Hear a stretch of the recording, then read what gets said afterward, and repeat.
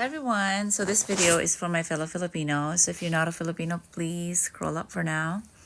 So sa mga kapwa ko Pilipino, kung gusto nyo ng page na talks about God, talks about the Catholic faith, Christian faith, and so by the way, correct ko na rin yung mga Katoliko kasi minsan may mga hindi naman na nagko-comment ako minsan sa mga videos ng mga kapwa ko Pilipino na tapos when we touch the topic, sabi, hindi ako Katoliko, Kristiyano ako. Parang ilang beses naman may nagsabi sa akin na gano'n, hindi ako Katoliko, Kristiyano ako.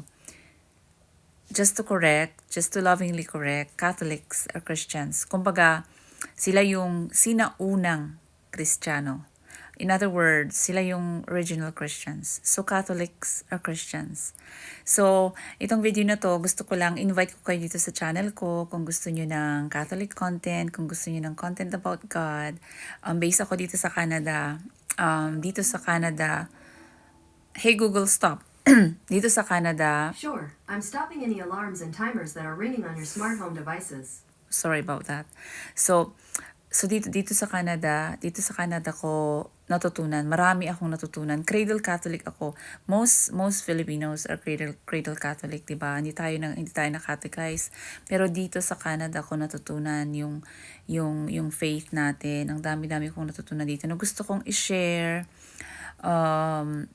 I restarted this TikTok kasi nung inopen ko tong TikTok to parang wala lang, paiba-iba lang yung mga pinupost ko kung ano-ano, mixture of God, mixture of other things. Although this would focus on God, pero you will also see a little bit ng glimpse ng buhay ko. Meron din akong vlog na about my life sometimes, pero centered siya on the faith itong page ko. So kapag gusto niyo ng ganon, gusto niyo ng ganitong page, you can follow me. And just so you know, nag-English ako kasi gusto kong yung mga hindi nagsasalita ng Tagalog is makuha din nila yung message. Actually, it's the start of the new year, like end of last year, nung sabi ko, i-focus ko nga itong social media ko, ganyan. Sabi ko, tapos pag tumitingin ako sa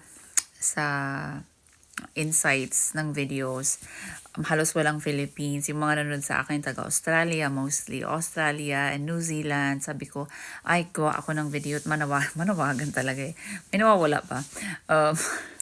Para sa mga kapwa ko Pilipino, para naman manood sila. Yung gusto lang, hindi ko naman kayo pinipilit.